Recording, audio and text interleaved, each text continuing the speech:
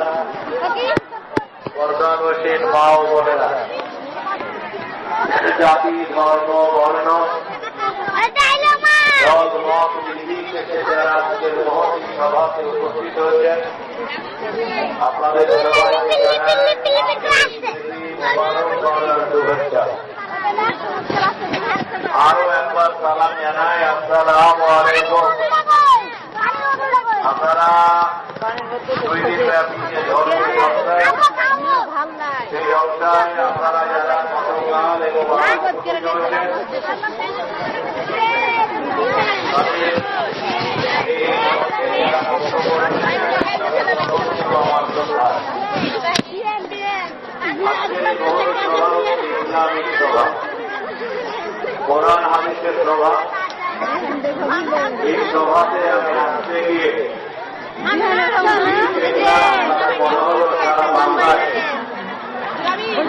জগতে আমার গাড়ি নিয়ে ভাই বন্ধু না থাকলে আমার গাড়ি রাখারও জায়গা হবে না।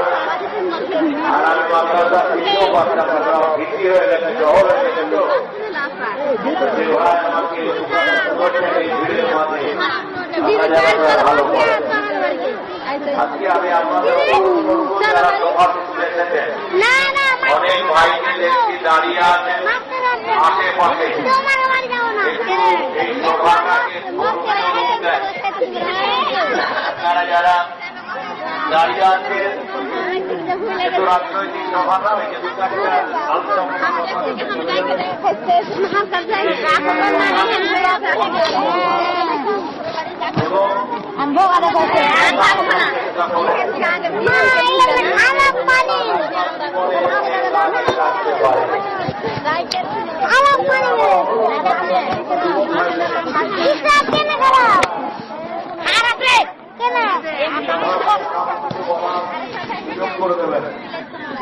আমি এই সভাতে আগাম বিষয়ে বক্তব্য রাখবো এবং ধারাবাহিক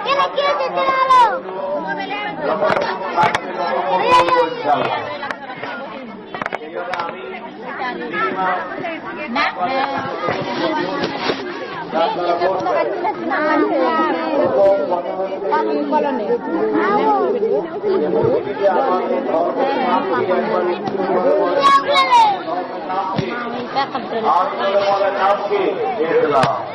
Kongsi dia kemari, kita hai bahin kandang, tumra kongsi nak punya kami kongsi untuk kan kandang, hai bahin terak kandang, kongsi di duta, kongsi terak bahin, kongsi yakta, kongsi masih aturnya hello, kongsi didi hello, kongsi tuyar wai selfie, yakta kami yakta, duta. Kita kongsi, wan kongsi jatari, tuduhan kongsi nani, kongsi tenani sabari kondek kongsi, mundur, kongsi tenani namki kongsi nagar. दारी के नानी कोई छोटो बड़ा सब नानी सब भी नानी कहबे दे पापा बोल दे देखे मैंने को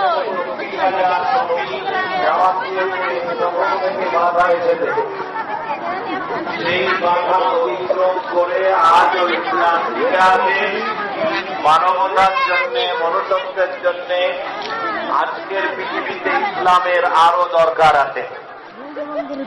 সেজন্য আপনারা যারা এসেছেন বর্তমান বিশ্বে আধুনিক সংবাদপত্রের কিছু মানুষ, কিছু লেখক, কিছু বুদ্ধিজীবী বিজ্ঞানের এই যুগে ইসলাম সম্পর্কে একটা মিথ্যাচার, একটা অপপ্রচার চালাচ্ছে। সেই অপপ্রচারে অনেকে বিভ্রান্ত হচ্ছে, আবার অনেকে ইসলামকে জানার আগ্রহ নিয়ে ইসলামকে জানছেন। যখন দেখছেন যে প্রচারটা মিথ্যা, তখন অনেকে আবার ইসলাম কবুল করে মুসলমান হয়ে যাচ্ছেন। ফলে এই চরমতম সময়ে ছাত্র, যুব, তরুণ, তরুণী, আলেম, ওলামা, ভাই, বন্ধু, গ্রামগঞ্জের যে সমস্ত মানুষেরা এসেছেন, আপনাদের কাছে অনুরোধ করব, হইচই করলে জলসায় বক্তব্য শোনা যাবে না। আপনারা একটু বসে যাবেন। রাস্তায় যারা আছেন আমি সবকে বসার অনুরোধ করলাম। আমি আজকে বলবো, 1 নম্বর বক্তব্য বলবো ইসলামের সৌন্দর্য কি, ইসলাম জিনিসটা কি, সৌন্দর্যটা কি। সেই সৌন্দর্য যদি পৃথিবীর জন্য কোনো কাজে না লাগে, আমরা ইসলামকে নিজেরাই ছেড়ে দেব। কিন্তু পৃথিবীতে যদি ইসলামের সৌন্দর্য কাজে লাগে, তাহলে ইসলাম মানুষের ঘরে ঘরে পৌঁছে দেওয়ার চেষ্টা করতে হবে। আমরা রাজি আছি তো? রাজি আছি তো ইনশাআল্লাহ? ঘরে ঘরে পৌঁছাতে হবে। 2 নম্বর বক্তব্য, 1 নম্বর ইসলামের সৌন্দর্য বলবো, 2 নম্বর আপনাদের সামনে বক্তব্য রাখবো যে মুসলমানদের সম্পর্কে নানান বিরূপ কথা আমরা শুনি, যে মন্দির ভেঙে মসজিদ করেছে, অনেক মানুষকে মেরে ফেলেছে। এর সঠিক তথ্যটা না, এটা গাল গল্প। কিন্তু আমাদের চোখের সামনে বাবরি মসজিদ ভাঙা হয়েছে, আর সেই বাবরি মসজিদের রায়ও দিয়ে সেখানে বাবরি মসজিদের ন্যায় বিচার থেকে বঞ্চিত করে সেখানে সুপ্রিম কোর্টের তরফ থেকে যে রায় দেওয়া হয়েছে, এই রায়ে কি আপনারা খুশি? একবার হাতে চা করেন নাকি? হয় না, হয় না। আরে যে হাতে হয় না, হয় না, আপনারা কি খুশি? তাহলে এই যে একটা নাইনসাফি কাজ হয়েছে, নাইনসাফি কাজ, এই যে মিথ্যাচার, এই যে ষড়যন্ত্র, এতে লাভ কি হলো? রায়ের পেছনের কারণ কি? সেই কথাগুলি আপনাদের সামনে বলা হবে। আপনারা কি শুনতে রাজি আছেন? বরাবর রাজি আছেন? 3 নম্বর যেটা বলা হবে, ভারতবর্ষে আমাদের সংসদে এবারে দেশের পার্লামেন্টে যেসব বিল এসেছে, একটা বিলও জনকল্যাণমূলক বিল আসেনি।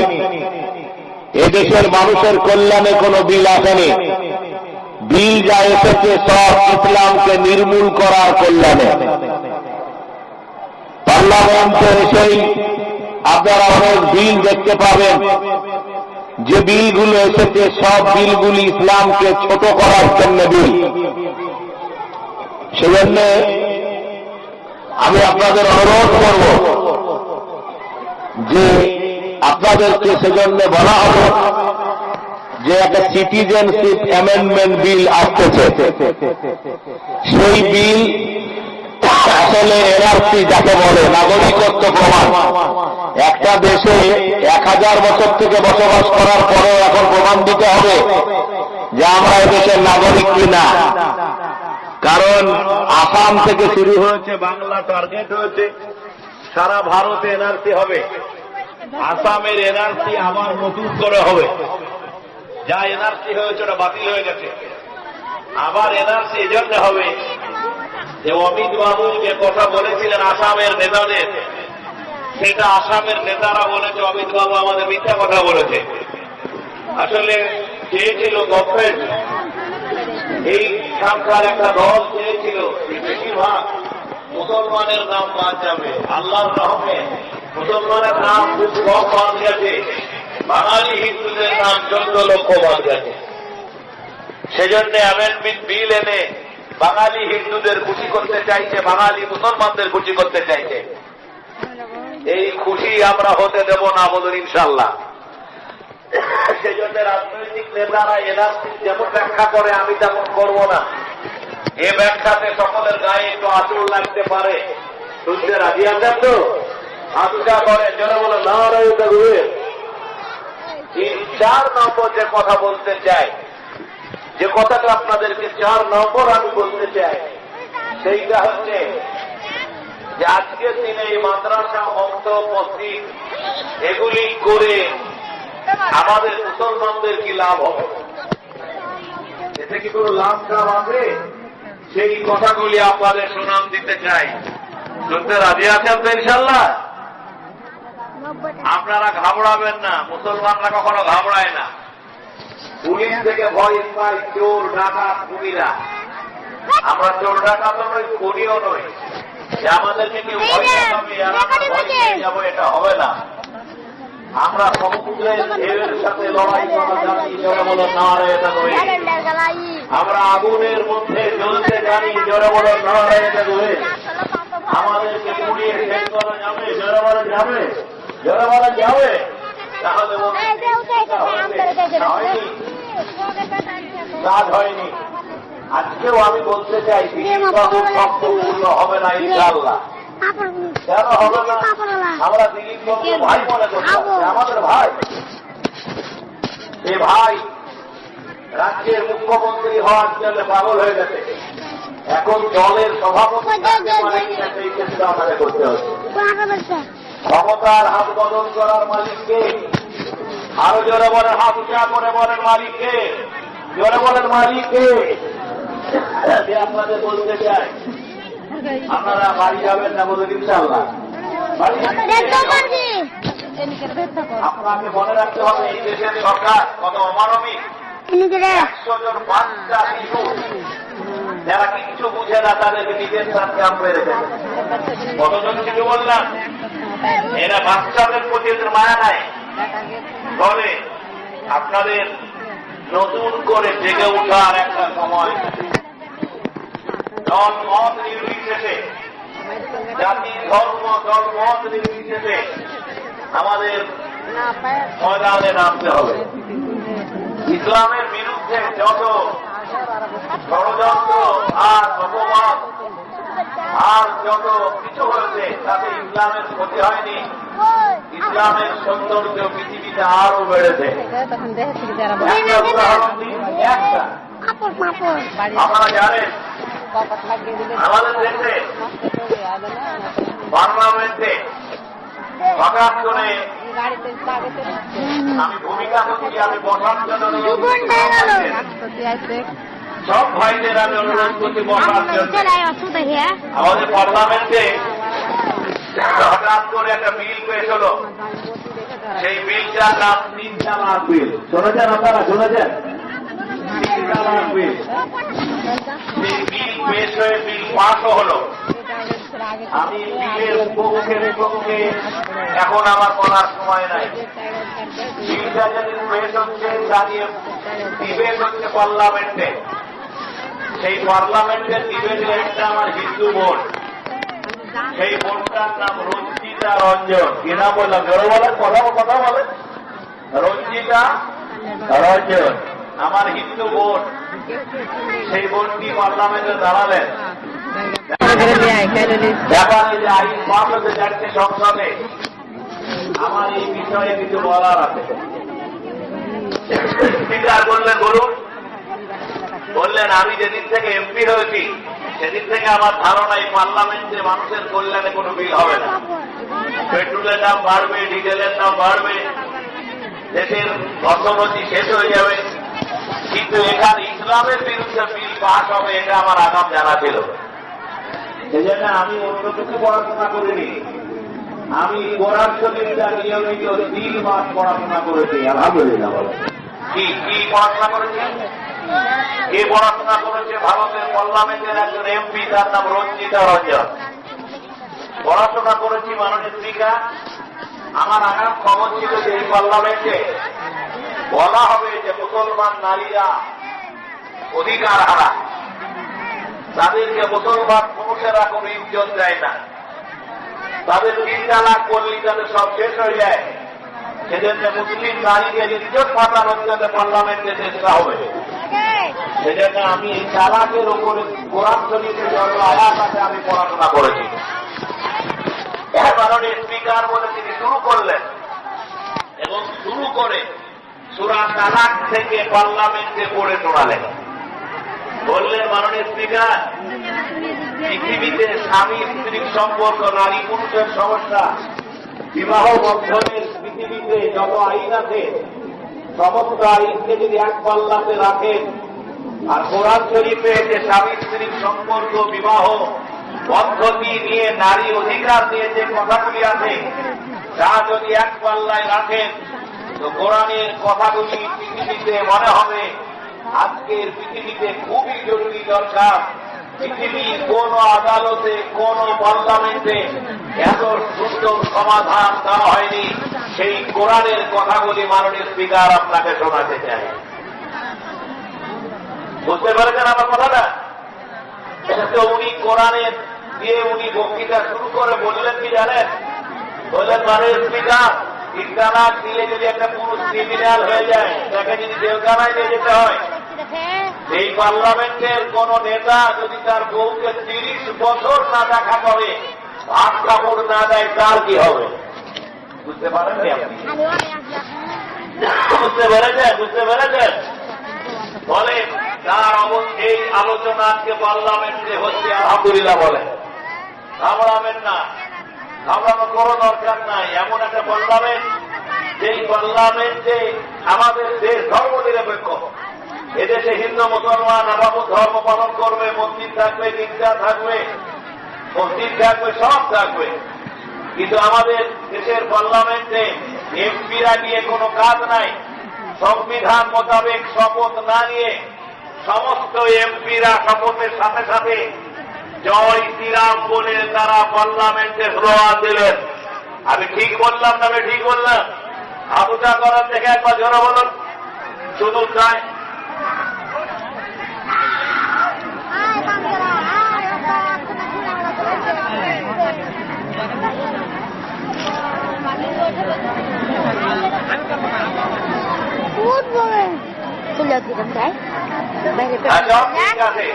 আপনাদের বড় তো এত লোকের ভিড়, হইচইটা কন্ট্রোল না করলে তো বক্তাদের কন্ট্রোলিং জায়গাটা শেষ হয়ে যায়।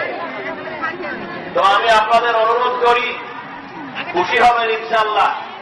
আমাদের ঝাড়খণ্ডে তারপরে জানকারিকে গ্রুপ গ্রুপ হয়ে ওরা একটা পরিকল্পনা করলো যে বাজার ঘাটে কিছু মুসলিম যুবককে ধরে মারপিট করতে হবে আর মেরে ফেলতে হবে। এটা পরিকল্পনা করলো, মাসজিদ চালাতে হবে, মুসলমানরা ভয় পাবে। আপনারা জানেন তারপরে জানকারিকে তারা পিটিয়ে পিটিয়ে মারলো জয় শ্রীরাম বলানোর জন্য। ঠিক না? ঠিক বলেন? এটা গল্প বলছি। এই জিনিস ভারতে চলুক, আপনারা কি তা চান? যারা বলেন চান, যারা বলেন চান, এটা ভারত। এই কাজ যারা করে তারা সন্ত্রাসী না, এটা কাজ যারা করে তারা মৌলবাদী জঙ্গি না, তাদের কোনো বিচার হয় না। পার্লামেন্টেও জয় শ্রীরাম শুরু করল। 28টা এমপি মুসলমান, তারা যাদের দলের নেতার দিকে তাকালে দলের নেতারা নির্দেশ না দিলে তো বলতে পারে না। দুজন এমপি শপথ নিতে দিয়ে বিসমিল্লাহির রহমানির রহিম বললেন, আর শেষের বেলাতে বললেন আল্লাহু আকবার। স্বাধীনতার ইতিহাসের পরে পার্লামেন্টে এমনি করে আল্লাহু আকবার ধ্বনি অতীতে কখনো শোনা গেছে? জোরে বলে শোনা গেছে? হ্যাঁ, জোরে জোরে শোনা গেছে? শোনা যায়নি। এই দুজন, আমি নাম বলবো না, আপনারা সবাই জানেন, যারা একদম জয় শ্রীরামকে বললেনই না, যারা আল্লাহু আকবার ধ্বনিকে এমনি করে আঙ্গুলে দেখালেন। তারপরের দিনে পার্লামেন্টে বক্তৃতা করলেন মাননীয় অধীর রঞ্জন চৌধুরী মহাশয়। তিনি বললেন কি জানেন, যদি জয় শ্রীরাম আর নারায়ণ করে আল্লাহু আকবার চলে, এই পার্লামেন্টের কি হবে তা একমাত্র ঈশ্বরই জানে। আমি জানাতে চাই, কেউ যদি ইট মারে পাটকেল খাওয়ার জন্য রেডি থাকবেন। সেজন্য মনে রাখবেন, আমার প্রস্তাব জয় শ্রীরামও চলবেন, আল্লাহু আকবারও না চলা ভালো। স্পিকার প্রধানমন্ত্রীকে বললেন কি করতে হবে। প্রধানমন্ত্রী দেখলেন আল্লাহু আকবার বলা শুরু হয়েছে, দুজন বলেছে বাকি 25 বাকি আছে, এই 25ও বলতে পারে।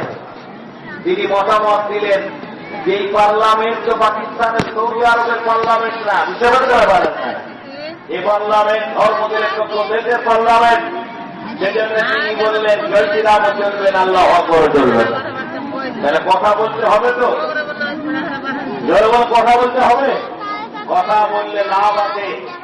অতএব তুমি যা বলবে, তুমি যাহা বলিবে তাহাই হইবে, এটা হবে না ইনশাআল্লাহ। সেজন্য সামনের ময়দান আমরা ছাড়ব না ইনশাআল্লাহ। ইনশাআল্লাহ আমি পবিত্র কোরআন শরীফ থেকে আয়াত করেছিলাম, ওয়ালা তাত্তাবিউ খুতুওয়াতিশ শাইতান ইন্নাহু লাকুম আদুউম মুবিন। আল্লাহ পাক বলেন, হে ঈমানদারেরা, তোমরা পুরোপুরি ইসলামে দাখিল হও, শয়তানের অনুসরণ করো না। শয়তান তোমাদের প্রকাশ্য দুশমন।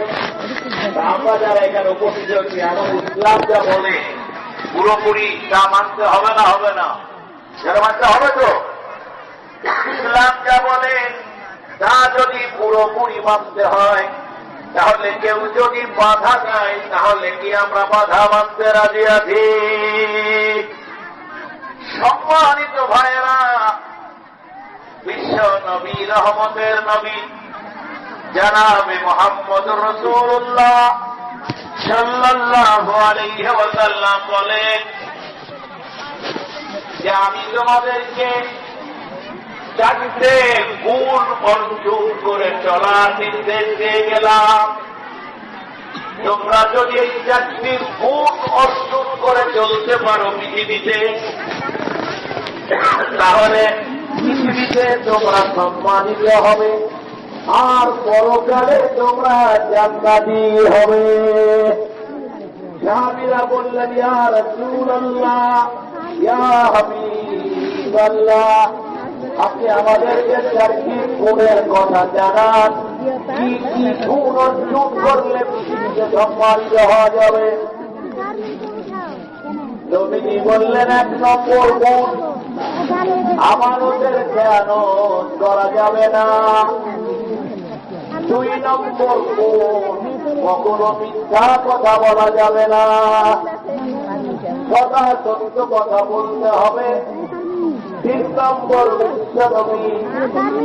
নবীকুল সম্রাট হযরত মুহাম্মদ রাসূলুল্লাহ সাল্লাল্লাহু আলাইহি ওয়াসাল্লাম বলেন, 3 নম্বর গুণ তোমাদেরকে আমি বলতে চাই, তোমরা গুণ অর্জন করবে, সর্বদা হালাল রুজি অন্বেষণ করবে।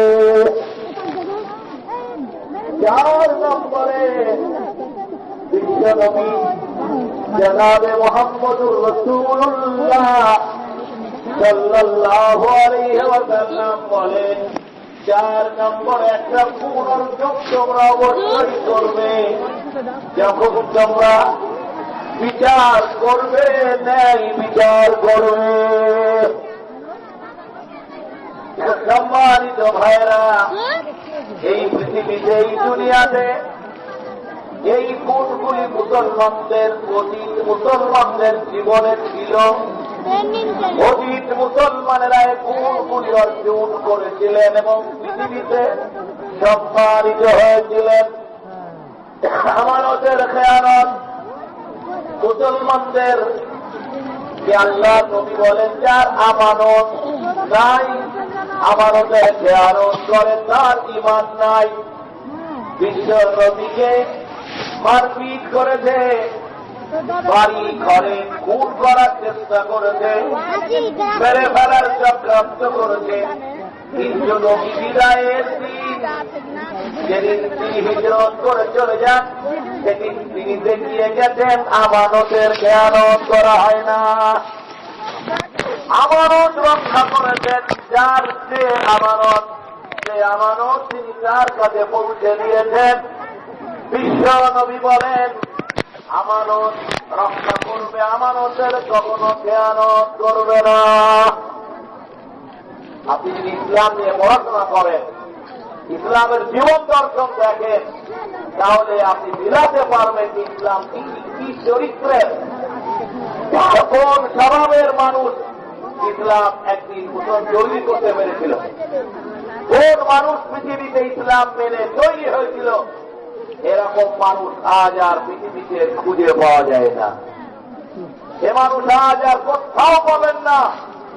আপনি মুসলমান এই এরিয়াটা, এখানকার চতুর্দিকে যদি আপনি 2000 টাকার নোট 100টা ফেলে আসেন, আপনাকে কেউ এসে বলবে যে 2000 টাকা পাওয়া গেছে, মনে হয় হবে হবে হবে, জোরে বলে হবে। একদিন এই মুসলমানেরাই কোটি কোটি টাকা রাস্তায় পড়ে ফেলে ওই টাকা নিজেরা ভক্ষণ করেনি, বরঞ্চ সমাজের নেতাকে জমা দিয়ে বলেছে, আমি এটা কুড়িয়ে পেয়েছি, 4 টাকা তার কাছে ফেরত দেওয়া লাগবে। এই চরিত্র মুসলমানদের ছিল, আজও কম বেশি আছে। আপনারা মনে রাখবেন, এই চরিত্রগুলি আজ আমাদের মধ্য থেকে হারিয়ে গেছে। মিথ্যা আজকে আমাদের চরিত্রের ভূষণ, আমরা সত্য বলতেই জানি না, যার ফলে আজ মুসলমানদেরকে কেউ সম্মান করে না। কিন্তু একদিন মুসলমানেরা ফাঁসির মঞ্চে উঠেও যারা সত্য কথা বলেছে, মিথ্যার কাছে কখনো যায়নি, কোনদিন তারা যায়নি। একদিন মুসলমানেরা হারাম রোজগারে পা বাড়ায়নি, মদ বেচেনি আর মদ খায়নি। এই এলাকায় বোধহয় মুসলমানরা এসব করে না, ঠিক না? ঠিক বলে, মদ বেচেনি মদ খায়নি, এদেশে চলে? এসব চলে? বলে ইসলামের যে চরিত্রের যে সৌন্দর্য, মুসলমানদের যে চরিত্রের বৈশিষ্ট্য, সেই বৈশিষ্ট্যটাই মুসলমানরা হারিয়ে দিয়েছে। হারিয়ে দেওয়ার কারণে মুসলমানরা দুর্বল হয়ে গেছে। একটি মানুষের যদি নৈতিক চরিত্র দুর্বল হয়, সেই মানুষ সমাজে মাথা তুলে দাঁড়াতে পারে না। হযরত মুহাম্মদ সাল্লাল্লাহু আলাইহি ওয়াসাল্লাম এসেছিলেন এই পৃথিবীতে মানুষের মধ্যে একটা নৈতিক চরিত্র ডেভেলপ করতে, এবং সেই চরিত্র দিয়ে মুসলমানরা একদিন পৃথিবীকে জয় করেছিলেন। শুধু পৃথিবী জয় করেননি, ভারতকেও জয় করেছিলেন, সারা দুনিয়াকে জয় করেছিলেন। কি এমন হলো যে আজ মুসলমানদের এই দুর্দশা আমরা গল্প বলে বেড়াই? শুধু মুসলমানদের দুর্দশার কথা বলি না, মুসলমান পৃথিবীতে যতদিন থাকবে, ইসলাম মেনে চলার চেষ্টা করবে, তাদের উপরে ততদিনই অত্যাচার আসবে। এটাই হচ্ছে ইতিহাস। ফেরাউন মুসার উপরে করেছে, ঠিক না? ঠিক বলেন। নমরুদ ইব্রাহিম নবীর উপরে করেছে, আবু জেহেল হযরত মুহাম্মদ রাসূলুল্লাহ। আমরা যত ভালো মানুষই হই, আমাদের প্রতি একটা ঈমান আনার কারণে আমাদের প্রতি অত্যাচার চলবে, এটা মেনে নিয়ে আমাদের বেঁচে থাকতে হবে। তার জন্য আপনাদের ঐক্যবদ্ধ থাকা দরকার। বেঈমান ব্রিটিশ সাম্রাজ্যবাদী শক্তি খুব পরিকল্পনা মাফিক এই দেশে ব্রিটিশ শাসন কায়েম করে তাদের প্রধান টার্গেট ছিল হিন্দু মুসলমানকে বিভাজন করা, ভাগ করে দেওয়া, এবং হিন্দু ভাইদের মনে বিষ ঢুকিয়ে দেওয়া যে ভারতে মুসলমানেরা ভারতের কোন উপকার করেনি, ভারতের কোন কল্যাণ করেনি, বরঞ্চ তারা ভারত বিরোধী কাজ করেছে। যার মধ্যে একটা স্বাধীন হওয়ার আগেই যারা ইতিহাসে প্রমাণ করে দিয়েছে যে রাম মন্দির ভেঙে তারা বাবরি মসজিদ করেছে। এমনি করেই যারা মানুষের মনে বিষ ঢুকিয়ে দিয়েছে মুসলমানরা খারাপ। আমি আপনাদের অনুরোধ করে বলতে চাই, আপনাদেরকে জানান দিতে চাই, হতাশার কোন কারণ নাই। আমাদের সাথে মানুষ আছে, আমাদের সাথে সত্যান্তনী মানুষ আছে। সুপ্রিম কোর্টের যেদিন রায় বেরোয়, বাবরি মসজিদের, রাম মন্দিরের বিতর্কিত জমির রায়, সেদিন অনেকে অনেক মতামত দিয়েছেন, কিন্তু একটি মতামত আমি আপনাদের শোনাই। সুপ্রিম কোর্টের প্রাক্তন বিচারপতি কে কে গাঙ্গুলি, অশোক কুমার গাঙ্গুলি, তিনি বললেন যে এই রায় আমাকে আহত করলো। কেন? যে গুন্ডাগিরি করে বাবরি মসজিদ ভেঙে দিয়ে আর একটা গুন্ডাগিরি করা হলো। আমি যদি থাকতাম তাহলে আমি বাবরি মসজিদের পক্ষে রায় দিতাম। যারা বলেন নারায়ে তাকবীর, যারা বলেন নারায়ে তাকবীর। সম্মানিত সুধী মণ্ডলী, পশ্চিম বাংলা বিশিষ্ট আইনজীবী অরুণাভ ঘোষ, তিনি বললেন আইন অনুযায়ী যে রায় সুপ্রিম কোর্টের মাননীয় বিচারপতিরা দিয়েছেন, সেই রায় ন্যায় ইনসাফ মোতাবেক হয়নি।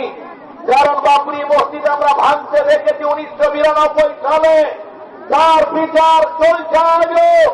সেই বিচার না করে কি করে রায় হতে পারে আমার মাথায় ঢোকে না। সম্মানিত সুধী মণ্ডলী, নিরীহ মানুষ, ধর্মনিরপেক্ষ মানুষ, মানবতাবাদী মানুষ, তাদেরকে রায় আহত করেছে। এ রায় কেন হয়েছে তা আমরা জানি। একটি দল যারা ক্ষমতায় আছে, যে রায় হবে তারা আগাম 2-3 দিন আগেই জানতেন। তারা যে জানতেন এটা প্রমাণ যে যারা আগে একটা মিটিং ডাকলেন। আপনারা জানেন, তারা মিটিং থেকে বললেন দেশে যেন কোন গন্ডগোল না হয়। আপনি বলেন বাবরি মসজিদ ভেঙে দেওয়ার পরে, গুড়িয়ে দেওয়ার পরে মুসলমানরা কোন গন্ডগোল করেছে? যারা বলে কোন করেছে?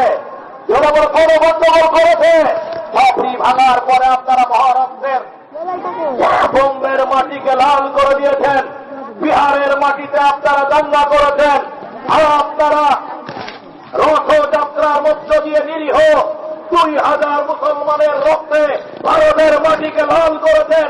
সেদিনও মুসলমানেরা হাতে অস্ত্র নেয়নি, আগে পাইনি। সেটা বলুন নারায়ণ বেগমের।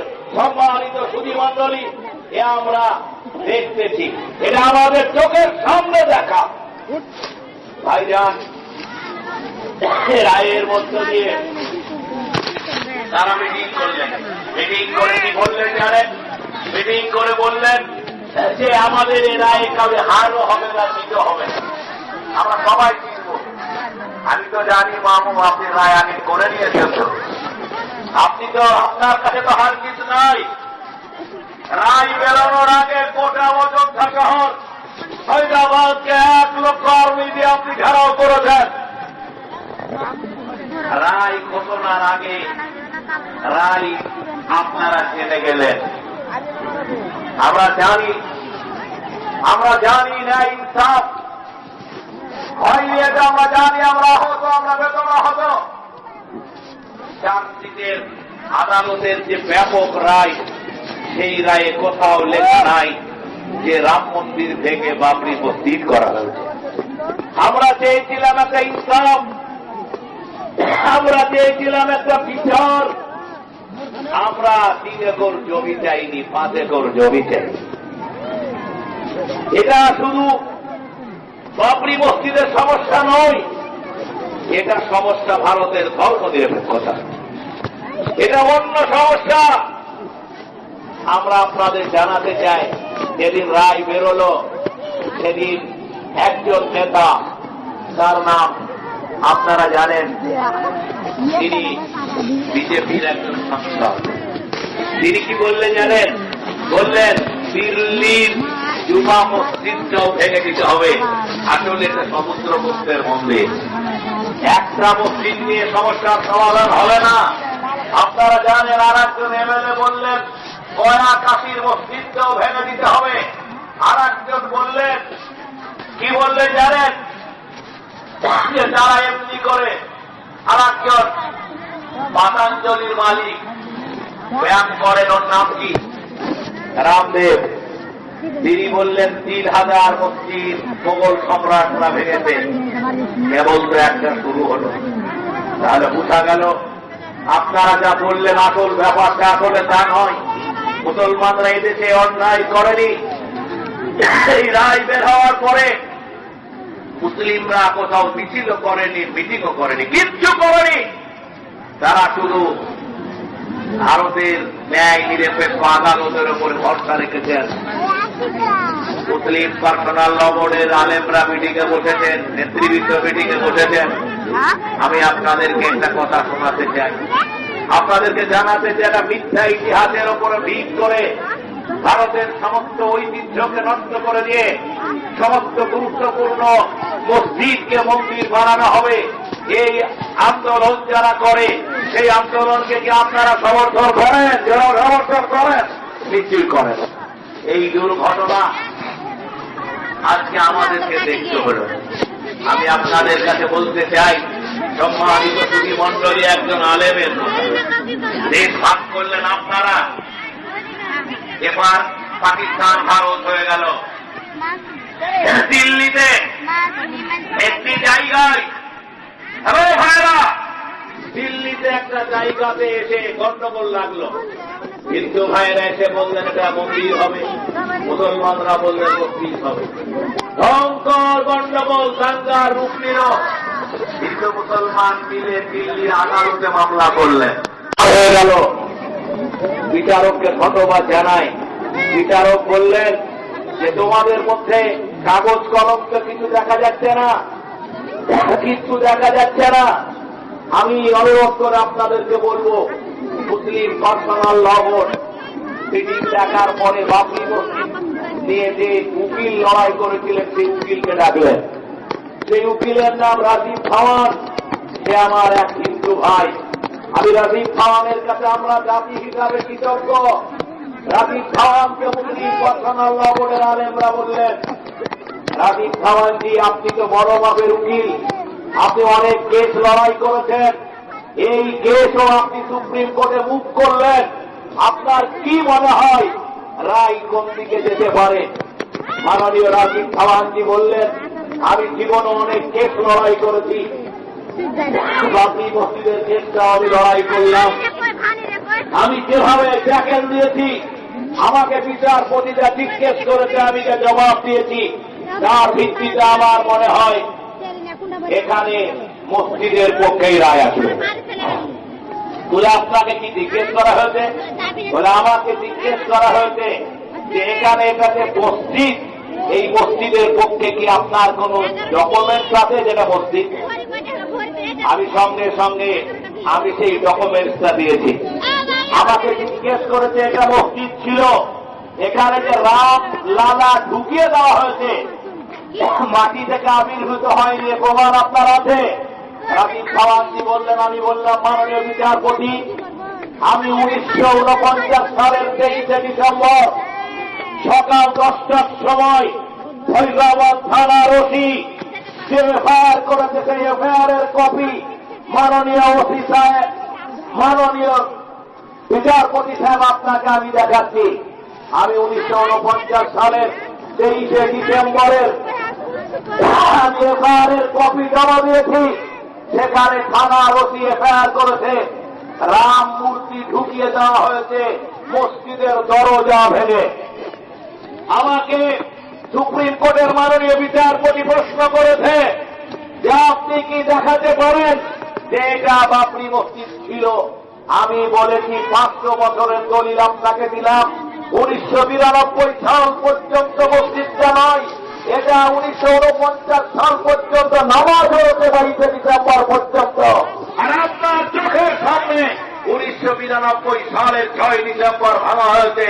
মাননীয় বিচারপতি মহাশয়, আমি আপনাকে এটা জানালাম, আমার জীবনে এই মামলা লড়ে আমি কনফার্ম হয়েছি এই মামলায় আমি জিতব। আমার বিরোধী পক্ষের উকিলকে সুপ্রিম কোর্ট জানতে চেয়েছে আপনার কাছে রাম মন্দির জমি দলিল আছে? আমার বিরোধী দলের উকিল বলেছে কোন দলিল নাই, এটা ভারতবাসীর বিশ্বাসের ব্যাপার। আদালত বলেছে বিশ্বাসের ভিত্তিতে কোন ফয়সালা হয় না, আমি বিশ্বাস করি এই মামলায় জিতব। মুসলিম পার্সোনাল ল বোর্ডের আলেমরা বলেছিলেন আপনাকে ধন্যবাদ। আমি সেই দেশের মানুষের কাছে জানাতে চাই একটা ঘটনা।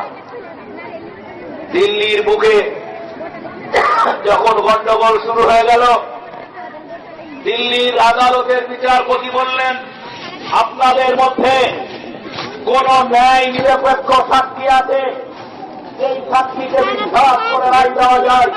কোন কাগজ নাই, কোন কলম নাই, আমি কি করে রায় দিতে পারি?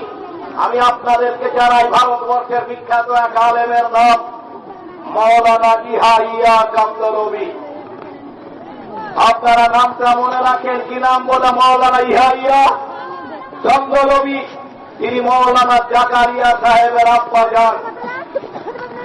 হিন্দু মুসলমান সেদিন সবাই মিলে বললেন যে আমাদের সমস্যার সমাধান করতে পারেন কেবলমাত্র ইহাইয়া কামদলবি। আমরা বিশ্বাস করি তিনি আদালতে যে সাক্ষী দিবেন, আমরা সেই সাক্ষীর উপরে ভিত্তি করে আমরা শান্তি স্থাপন করব।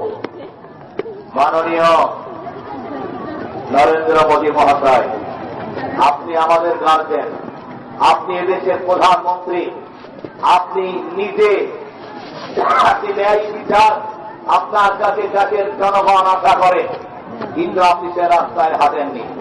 ইহাইয়া কামদলবিকে আদালতের বিচারপতি বললেন মৌলানা সাহেব আপনার বয়স কত?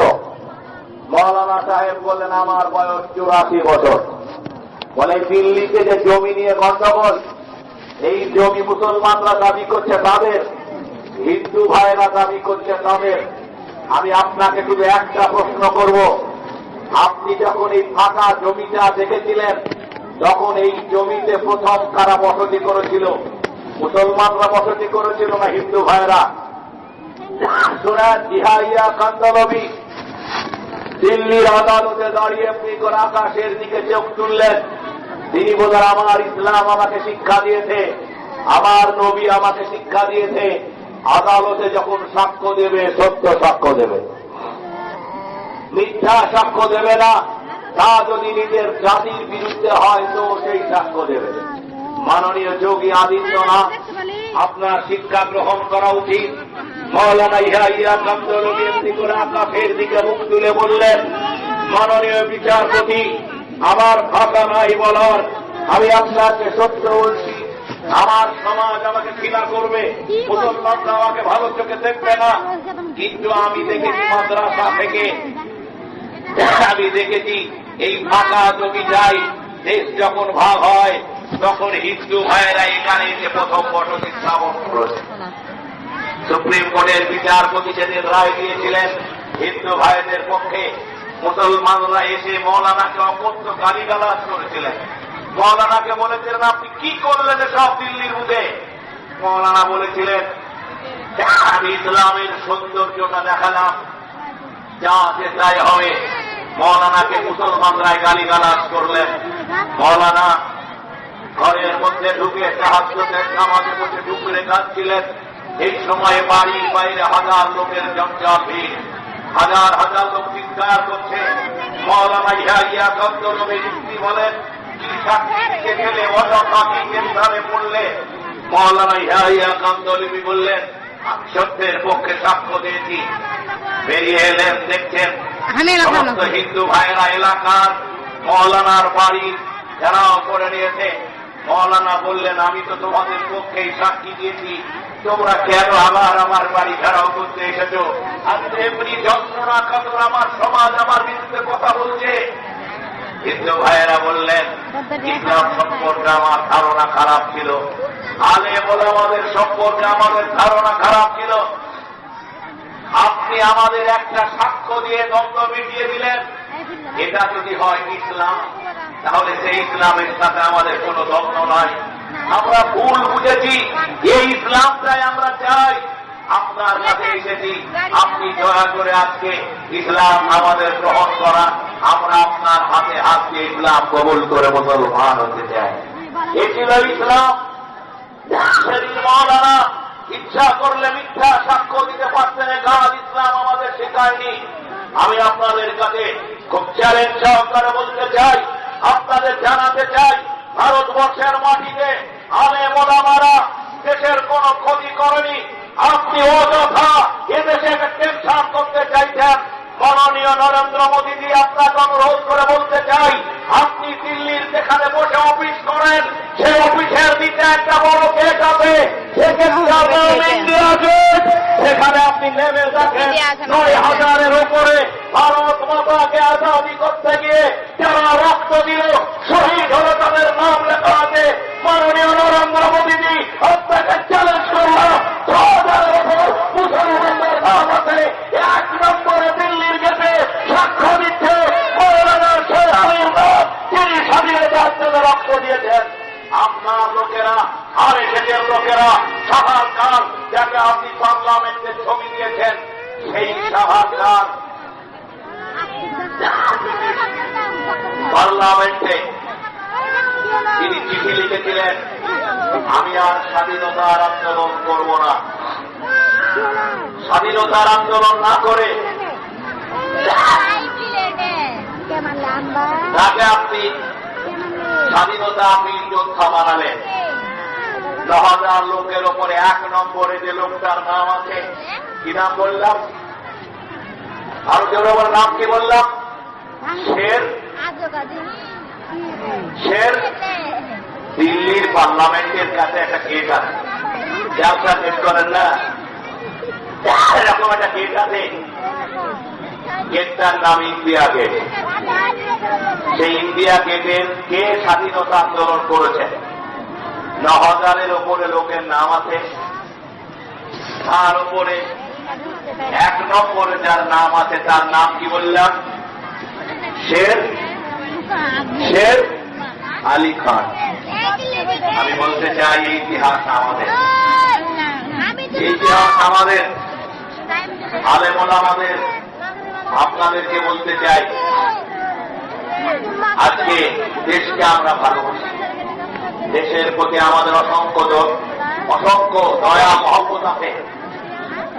অতীতেও মুসলমানদেরকে বিপদের মধ্যে পড়তে হয়নি, আজও মুসলমানদেরকে নানান বিপদের মধ্যে পড়তে হতে পারে, সেটাকে আমরা তো আশা করি না। আমি এখন আপনাদের বলতে চাই, গোটা বিশ্বব্যাপী ষড়যন্ত্র, এই ষড়যন্ত্রের একটা উদ্দেশ্য আছে যে পৃথিবীতে ইসলাম, মুসলমান, কোরআন এগুলি ওদের ভালো লাগে না। এগুলি ভালো লাগে না, আপনাদেরকে সেই ভালো লাগাতে হবে। সেই ভালো লাগানোর কাজ আপনাদের করতে হবে। সেই জন্য আপনাদেরকে ভালো সত্যটা মানুষের সামনে প্রকাশ হতে হবে। সেই জন্য বাবরি মসজিদের ইতিহাস নিয়ে রিভিউ করার একটা আবেদন মুসলিম পার্সোনাল ল বোর্ড রেডি করেছে। এই বিচার যেন রিভিউ হয়, এই বিচার যেন পুনর্বিবেচনা হয়, সেজন্য তারা আবেদন করবে, সিদ্ধান্ত নেবে। আজকে খুবই পরিতাপের সাথে এই মিথ্যাচারের বিরুদ্ধে আপনাদেরকে লড়াইয়ে এগিয়ে আসতে হবে, এটাই মোদ্দা কথা।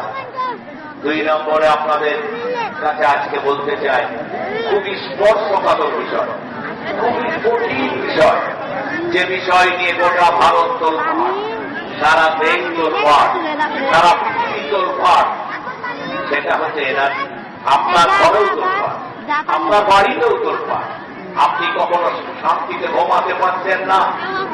এই জাতীয় নাগরিক পুঞ্জ আমাদের দেশে যেন সব জায়গায় হয়, সেই জন্যে এনআরসি চালু হবে। এনআরসি হবে না হবে না, একজন বলছে হবে, আর একজন বলছে করতে দেব না। শুনছেন না আপনারা? এই কঠিনতম জায়গায় দাঁড়িয়ে আমি শুধু আপনাদেরকে বলবো, লড়াইটা জমে উঠেছে, বলুন আলহামদুলিল্লাহ। আমি সমস্ত হিন্দু ভাই এলাকায় গিয়ে বলেছিলাম, আমি সারা বাংলায় এইভাবেই জলসা করি। আমি বলেছিলাম, ইসলাম হিন্দুর কোনো সমস্যা করে না, খ্রিস্টানের কোনো সমস্যা করে না, বৌদ্ধের কোনো সমস্যা করে না। যদি মুসলমানরা খ্রিস্টানদের সমস্যা করত, তাহলে মিশরে গানে মিশরে দূর পাহাড়, সেই পাহাড়ে মুসা নবী আল্লাহর সাথে কথা বলেছেন, সেই পাহাড়ের পাশে খ্রিস্টানদের একটা গির্জা আছে। আজ পর্যন্ত কোন খ্রিস্টান সেখানে গির্জাতে উপাসনা করতে যায় না। মিশরে দূর পাহাড়ের নিচে একটা গির্জা আছে, সেই গির্জাতে কোন খ্রিস্টানরা পুজো দিতে যায় না। ওখানে খ্রিস্টানও নয়, মিশরের মুসলমানেরা ওই গির্জাটা ভেঙে ফেলতে পারত না আপনারাই বলেন, আপনারাই বলেন। তার মাননীয় দেশের নেতা যারা আছেন, ধর্মনিরপেক্ষ মানুষ আছেন, খোঁজ নিয়ে দেখবেন, দূর পাহাড় মুসলমানদের সাথে খুবই পবিত্র পাহাড়। দূর পাহাড়ে আল্লাহ পাক মুসা নবীর সাথে কথা বলেছেন। দূর পাহাড়, সেই পবিত্র পাহাড়ের পাশে গির্জা আছে। মুসলমানরা ইচ্ছা করলে ভেঙে দিতে পারতেন। হাজার হাজার বছর আগের গির্জা দাঁড়িয়ে আছে, আজকে গিয়ে দেখে আসতে পারেন। মুসলমানরা সেই গির্জাটা ভেঙে দেয়নি। ওটা মুসলমানদের গির্জা ভাঙা মুসলমানদের কাজ না, মন্দির ভাঙা মুসলমানদের কাজ না। মুসলমানদের কাজ মানুষের কাছে আল্লাহর বাণী, কোরআনের বাণী এটা পৌঁছে দেওয়া। সম্মানিত সুধীমণ্ডলী, আজকে আপনাকে জানাতে চাই, মিশর জয় করতে গেছে আব্দুর রহমান, তিনি জয় করতে গিয়ে মিশরের যখন জেরুজালেম জয় করতে গেছেন, জেরুজালেমের 4 মাথার মোড়ে মুসলিম বাহিনী গিয়ে ঢুকে গেছে। যখন মুসলমান বাহিনীর প্রতিরোধ করা যাচ্ছে না, সেই সময়ে একজন খ্রিস্টান এমপি করে দাঁড়ালেন, বলেন আপনি জয় করুন ইসরায়েল, ফিলিস্তিন, আমার কোন আপত্তি নাই, কিন্তু আপনারা মুসলমানরা চরম মুসলমানরা খুব খারাপ। বললেন কেন? আমার ইবনে তিনি বললেন কেন?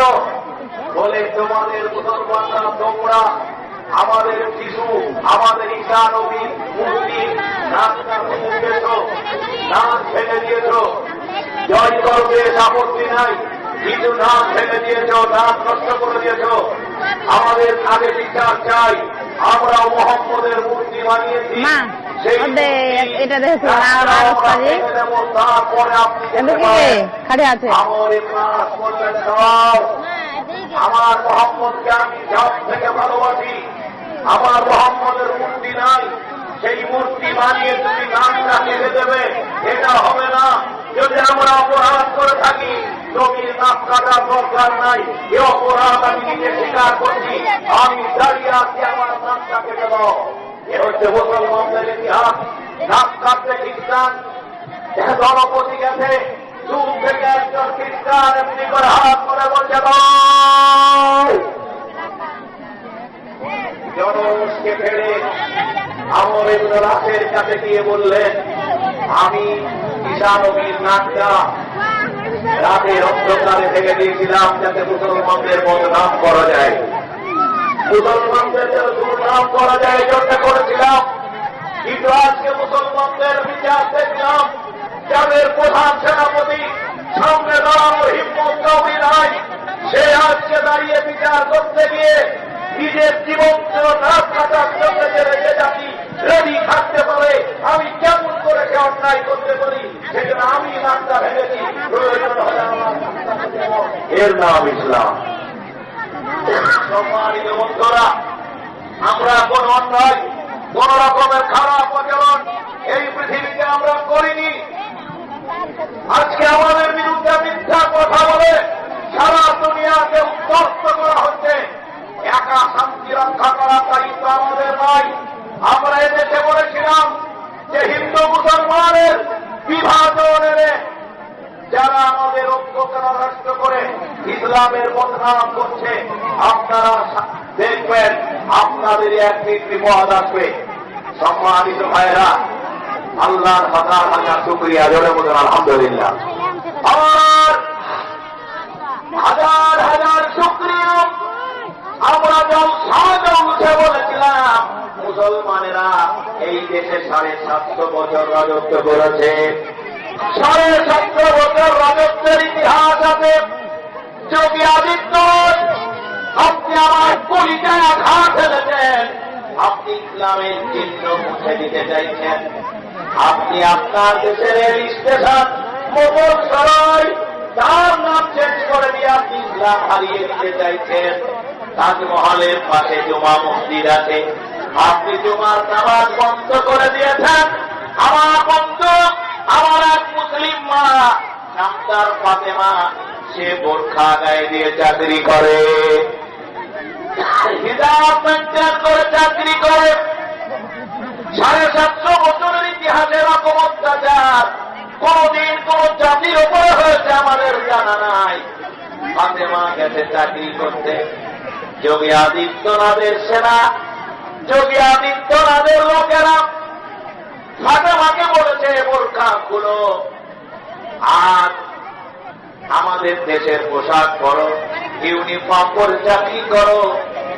ফাতেমা বলেছে হবে না, আমি 5 বছর চাকরি করছি, হিজাব বোরখা গায়ে দিয়ে চাকরি করি, হঠাৎ করে নির্দেশ কেন? এগুলোকে নির্দেশ বুঝিয়ে এসেছে হিজাব গায়ে দেওয়া যাবে না। আমার বন্ধু, আমার ভাইয়েরা, ফাতেমা বলেছে এদের ধর্ম নিরপেক্ষ, আমি যে পোশাক পরেছি আল্লাহর হুকুমে পরেছি, এটা মানব না। কিন্তু আপনার লোকেরা মেয়েটাকে বলেছে চাকরি করলে হিজাব গায়ে দেওয়া যাবে না। মহিলা কাঁদতে কাঁদতে চোখের পানি ফেলে বলেছে চাকরি ছেড়ে দিলাম, কিন্তু গায়ের বোরখা তুলতে পারবো না, আল্লাহর আযাবের ভয়ে চাকরি ছেড়ে দিলাম, রুজির মালিক আমার আল্লাহ। যোগী আদিত্যনাথজি, একটা ফাতেমার কাছে আপনি হেরে গেছেন, ফাতেমার মায়ের হিজাব খুলতে পারেননি। যোগী আদিত্যনাথজি, এই দেশের মাটি থেকে আপনি ইসলাম শেষ করতে পারবেন না, অমনি করে ইসলাম শেষ করা যায় না। ভাই, আমরা 750 বছরের ইতিহাস আমাদের সামনে মজুদ। মিথ্যাচার করে মানুষের মনে যে ভাবনা দেওয়া হয়েছে, আমি আপনাদের বলতে চাই, এই ভাবনার নায়ক হচ্ছে আমাদের রাজ্যে মাননীয় ঘোষ বাবু, তার নাম দিলীপ ঘোষ। তিনি এমন একটা কাজ করেছেন, সেই কাজের খেসারত আমার দেওয়া লাগবে না, এ খেসারত আপনাকেই দিতে হবে। আপনারা চিন্তা করবেন না, হেফাজতের মালিককে, আরো জোরে হেফাজতের মালিককে, আরো জোরে হেফাজতের মালিককে মাননীয় মিত্তি সেদিন পার্লামেন্টে দাঁড়িয়ে বললেন সারা দেশে এনআরসি হবে। আমাদের এমপিরা বলল আসামেও কি হবে, তিনি ইঙ্গিত দিয়েছেন আসামেও আবার পুনরায় এনআরসি হবে। কেন এনআরসি আবার আসামে হবে? পাশে থেকে একজন এমপি বলেছে অমিত বাবুর মনের ইচ্ছা ছিল এনআরসিতে বেশিরভাগ মুসলমানের নাম বাদ যাবে, কিন্তু সেটা উল্টা হয়ে গেছে।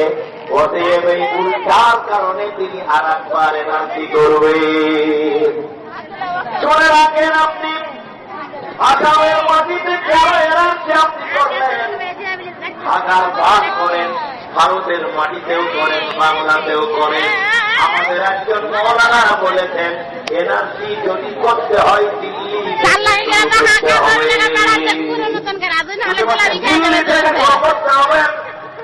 লোকেরা জিজ্ঞেস করেছে দিল্লি কেন? আমাদের দেশের একজন নেতা আছে, তার নাম মাননীয় এল.কে. আদবানি। তিনি আমাদের মৌলানাকে ফোন করেছেন যে মৌলানা আন্দোলনের জন্ম দিয়েছেন, তাকে ফোন করেছেন, তাকে বলেছেন আপনার তো আমি কোনো ক্ষতি করিনি। বলে কেন? বলে আপনি যে এনআরসি দিল্লিতে চালু করতে চাইছেন সেটা যদি শুরু হয় তাহলে আমি ক্লাস 9-এ যখন পড়ি তখন ভারতে এসেছি। আমি যখন ক্লাস 9-এ পড়ি তখন ভারতে এসেছি। আমার বাবা পাকিস্তানি, আমিও পাকিস্তানি। 1952 সাল দেখলে আমার পূর্বপুরুষ তাড়াতে চাইছে। আমরা বলতে চাই আমার দেশের নাগরিক ওই পাবেন না। উত্তর দিনাজপুরের মুসলমান হিন্দু ভাইয়েরা শুনে রাখেন, আসামের বিজেপি মুখ্যমন্ত্রী, আসামের বিশ্ব হিন্দু পরিষদ তারা মিছিল করেছে, সুপ্রিম কোর্টে মামলা করেছে। এ রাজ্যে আমরা মানি না, এ রাজ্যে আমরা মানব না। সাংবাদিকরা জিজ্ঞেস করেছেন কেন এ রাজ্যে মানো না, কেন মানবে না? তোমরাই তো এনআরসি করলে। বলে অমিত বাবু বলেছেন এনআরসি করলে মুসলমানদের নাম বাদ যাবে আর তাদের সুন্দর সুন্দর বাড়িগুলির মালিকানা আমরা হব। বাড়ির মালিকানা আমাদের হবে। আমাদের ভুল বুঝিয়েছে এনআরসি মানি না। বিশ্ব হিন্দু পরিষদের সাধারণ সম্পাদককে ধন্যবাদ জানাই, ধন্যবাদ জানায় আসামের চিফ মিনিস্টারকে। তারা সুপ্রিম কোর্টে মামলা করেছে, সুপ্রিম কোর্ট রায় দিয়ে দিয়েছে 120 দিন সময় দেওয়া লাগবে। তারা প্রমাণ করলে তারাও ভারতের নাগরিক হবে। আমার বন্ধু হতাশার কোন কারণ নাই, ইতিহাস বদলে গেছে। দুলাল পাল বলে আমার এক হিন্দু ভাই মারা গেছে, আমার ভাই দুলাল পাল মারা গেছে, যেটাকে বলে ওই যে ওরা জেলখানা করেছেন আপনি মারা গেছে 70 বছর। কত বছর বলে 100 জন আপনি যদি মানুষগুলো দেখেন 200 জন লোকের জন্য একটা বাথরুম পায়খানা। ডিটেনশন ক্যাম্পে যাওয়ার সাথে সাথে কাজে লাগবে না, চাকরি কাজে লাগবে না, সব কেড়ে নেওয়া হবে। মানুষ মানুষের সাথে এত নির্দয় হয়, আসাম না গেলে দেখা যাবে না। দুলাল পাল মারা গেছে, পুলিশের সরকারি লোকেরা এসে দুলাল পালের ছেলেকে বলেছে তোমার বাবার সৎকার করো। ওই হিন্দু ভাই চাই, জোরে বল আলহামদুলিল্লাহ। ওই হিন্দু যুবক চাই যে যুবক সত্যিকার লড়াই করবে। দুলাল পালের ছেলে বলেছে আমার বাবা বিদেশি, আমি বাবাকে কেমনি করে স্বদেশে সৎকার করব। এখন পর্যন্ত দিল্লি খবর গেছে, দিল্লি বলেছে এদেরকে ছেলেটা বুঝিয়ে সৎকার করে দাও। আলহামদুলিল্লাহ বলে। দুলাল পালের ছেলেরা বলেছে কোন মতে লাশ নেওয়া হবে না। এখন পর্যন্ত দুলাল পালের লাশটা আসামের একটা হাসপাতালের মর্গে আজও আছে, ছেলেরা এখনো গ্রহণ করেনি। লড়াই জমে উঠেছে আলহামদুলিল্লাহ বলে। সুধী মন্ডলী, যারাই বলেছে অমিত বাবু আমাদের মিথ্যা কথা বলেছেন, আমি আপনাদেরকে বলি আমি যেই জেলায় বাস করি সেই জেলার নাম হচ্ছে মুর্শিদাবাদ। শুনছেন না? শুনছেন না? মুর্শিদাবাদের পাশে একটা জেলা আছে তার নাম নদিয়া। নদিয়া, সেই নদিয়াতে প্রায় 40 লক্ষ হিন্দু বাংলাদেশের রিপোর্টে আছে। 71 সালের পরে কি পাবে এসেছে? বাপদাদার কোন কাগজ তাদের কাছে নাই। আসামের এই ঘটনার পরে নদিয়ার সমস্ত হিন্দু ভাইয়েরা গেছে, জোরে বলুন আলহামদুলিল্লাহ। শুধু এক হয় নাই, আমরা শুধু এইটুকু বলতে চাই দিলীপ বাবু এসেছেন নদিয়াতে, এটাই গরম এসেছে। এবার একটু কড়া কড়া কথা বলবো, কিন্তু আপনারা কি বাড়ি যাওয়া খুব খারাপ ব্যাপারে জোরে হাত উঠা করে যারা বলে নরে দেখবে আপনাদের খুব বাড়ি যাওয়া তারা আছে। মহিলা দেখতে পাচ্ছি না, এই শোনেন একবার জোরে বলুন তো নারায় থাকবেন, জোরে বলে নারায় থাকবেন। এনআরসি যদি হয় পশ্চিম বাংলা থেকে 2 কোটি লোককে দিলীপ বাবু কড়া ধাক্কা দিয়ে দাঁড়াবে। দিলীপ বাবু, আপনারা জানেন যে আমরা কাউরি বিরুদ্ধে অস্ত্র ধরি না, আমরা নিরীহ, আমরা কাউরি বিরুদ্ধে আমাদের কোনো বক্তব্য নাই। আমাদের মুসানবীর প্রতি অত্যাচার হয়েছে, অস্ত্র ধরেছে দিলদরিয়া পানি, বুঝতে পেরেছেন? পারেন নাই। নমরুদ অত্যাচার করেছে, অস্ত্র ধরেছে ডানা থাকা কি বসা। আমরা কাউরি বিরুদ্ধে আমাদের অস্ত্র নয়, আমরা ভালোবাসা দিয়ে জয় করতে চাই। তো নদিয়াতে খবর চলে গেল। আমি এখন কিছু রাজনৈতিক কোরআন সুন্নাহর আলোকে ব্যাখ্যা করতে চাই। কি বলবো? জোরে বলে বলবো, জোরে হাত, জোরে বলে নারায়ে তাকবীর, জোরে বলে নারায়ে তাকবীর। আমার বলার যে একটা কি বলে মানে এটা অন্যরকম হয়ে যাচ্ছে। এত শব্দ, এত আওয়াজ, এত বেশি। আপনারা মনে রাখবেন যে কথা শুনবেন, যারা উঠতে চান, বাড়ি যেতে চান, নীরবে চলে যাবেন। আমি আপনাদেরকে বলি এই ভারতে হিন্দু মুসলমানের ঐক্য জয়ী হবে, জোরে বলেন ইনশাআল্লাহ। আওরঙ্গজেব এদেশে এসেছিলেন, মুসলমান কম ছিল না বেশি ছিল? আকবর যখন আসে তখন মুসলমান কম ছিল না বেশি ছিল? কম ছিল। রাজত্ব কারা করেছিল? মুসলমানেরা। আগামী দিন মুসলমানরাই দেশ চালাবে, যারা বলো নারায়ে তাকবীর, যারা বলো নারায়ে তাকবীর। বলে কেন? সেটা বুঝতে হবে। আমরা এদেশের কোনো ক্ষতি করিনি। আমাদের যারা নাগরিকত্বের সার্টিফিকেট দিতে চাইছেন তারা জানেন যে আদম নবী এদেশে প্রথম আসে। আল্লাহ পাক আদম নবীর কবর এদেশে প্রথম রেখেছেন, শীষ নবীর কবর এদেশে আছে। আমরা প্রায় যুগান্তর ধরে ভারতের অধিবাসী। আমাদেরকে দাঁড়িয়ে দেবে এরকমের পাপ নাই।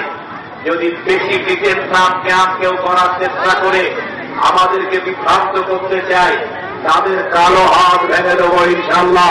যারা বলো না রয়ে থাকবে ইনশাল্লাহ। সেই ভাঙাটা বাস্তব।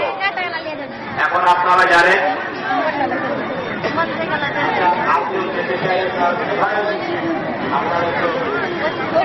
যদি এত কথা বলেন ভাই, তাহলে তো কথা খুব মুশকিল হবে।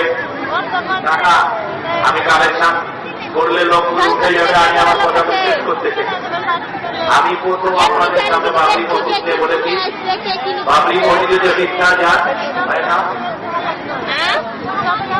জিয়াউল চাকুলিয়া বিদ্যালয় 3-4 মাস 5,000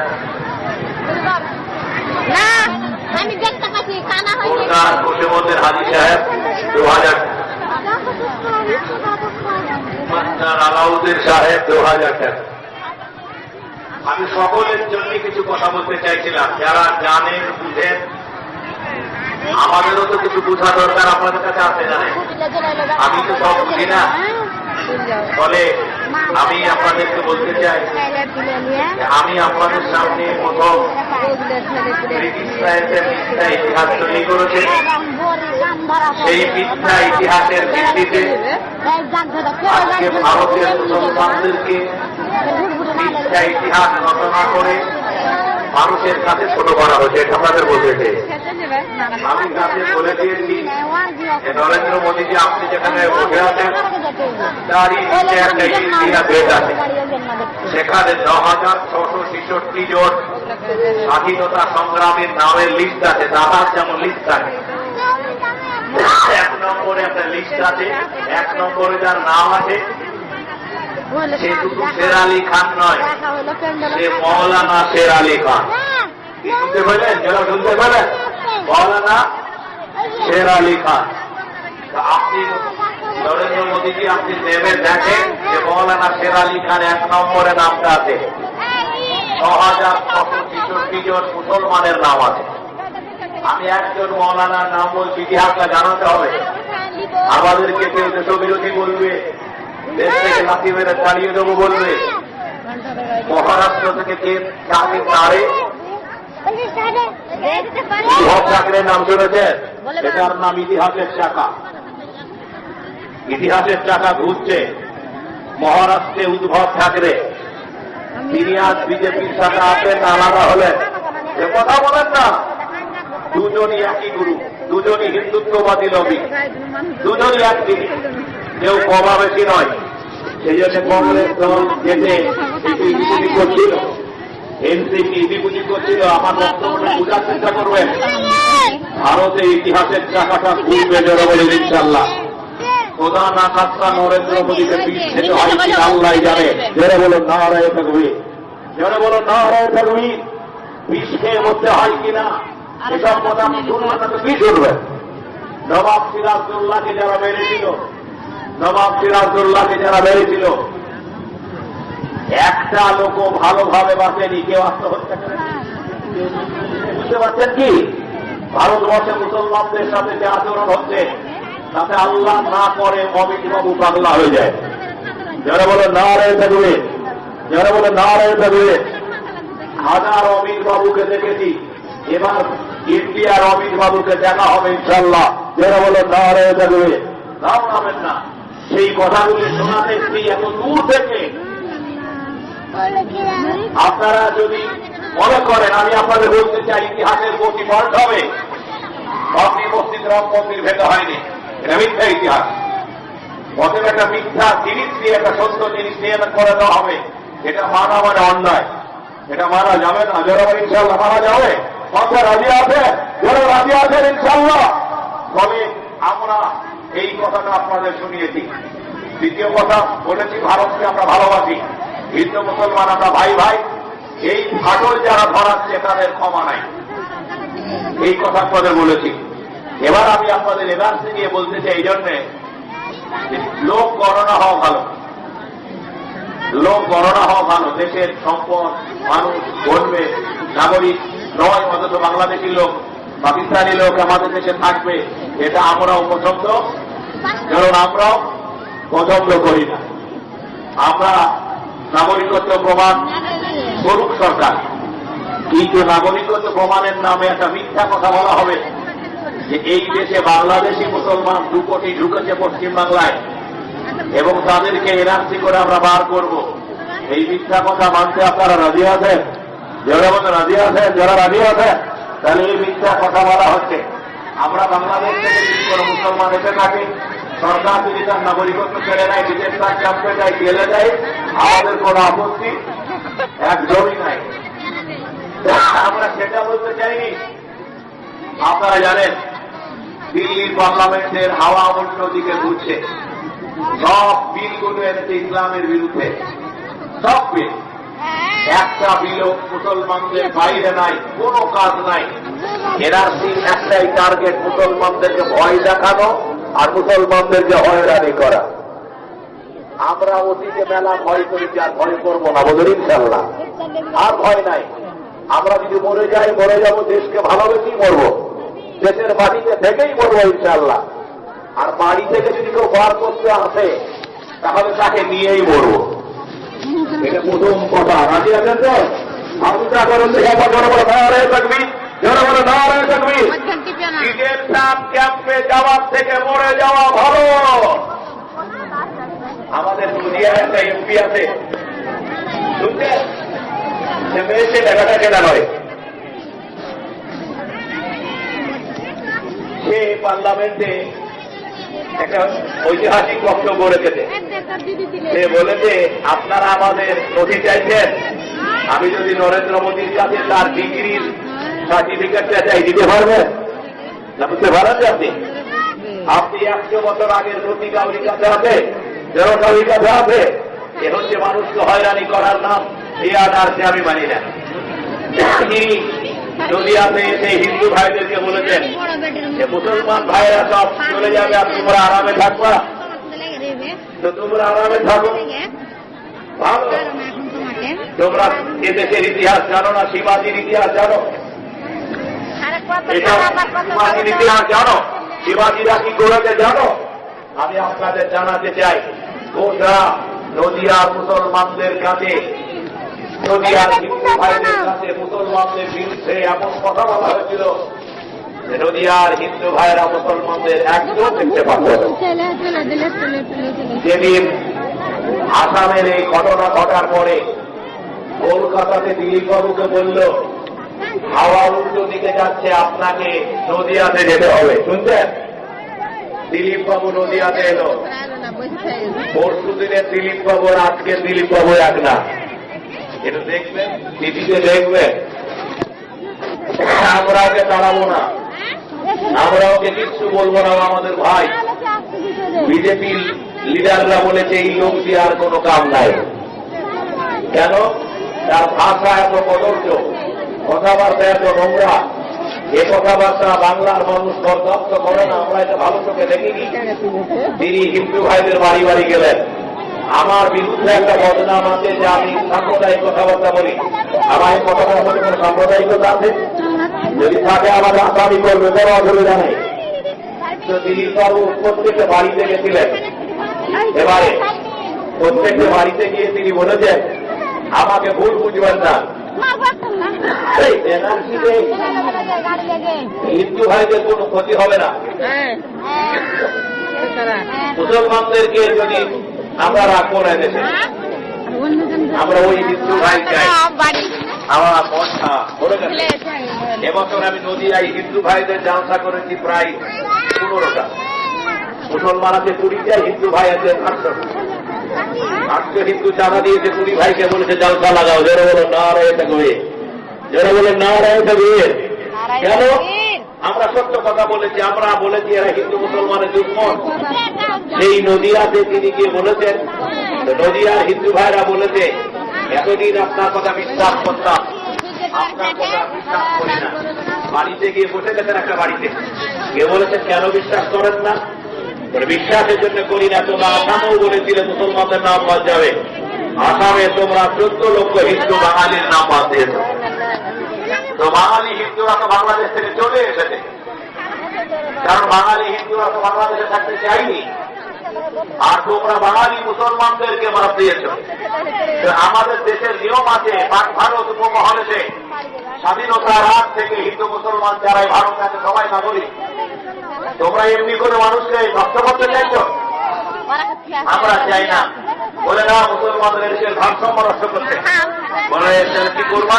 বলে আপনাদের যেন নাগরিকত্ব থাকে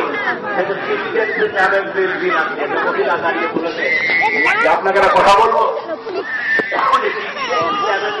আছেন না ওই চকলেট আমাদের খাওয়াতে আছেন না।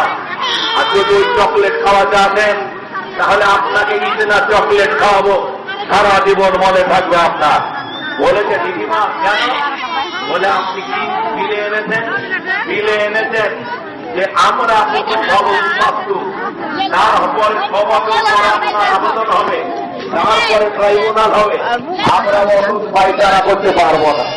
মানে একবার বাংলাদেশ থেকে মুসলমানের মার্কে এসছি, আবার এদেশে আবার খেতে হবে, আবার নিজের চাকরি যেতে হবে, পাইকারা করার জলবন্দি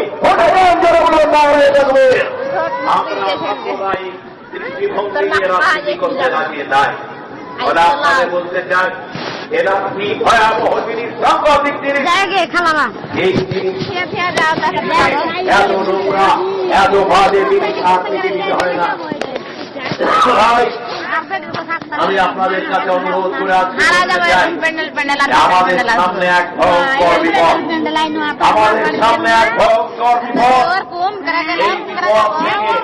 এই বিপদ আমরা কেন পড়লাম? এই বিপদে ফেলে গেছে ব্রিটিশরা, এই বিপদে ফেলে গেছে ব্রিটিশরা।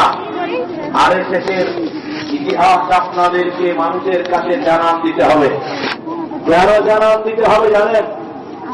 এই দেশে আপনারা জানেন এনআরসির মতো পাপ বাংলায় ঢুকছে, সারা দেশে হবে।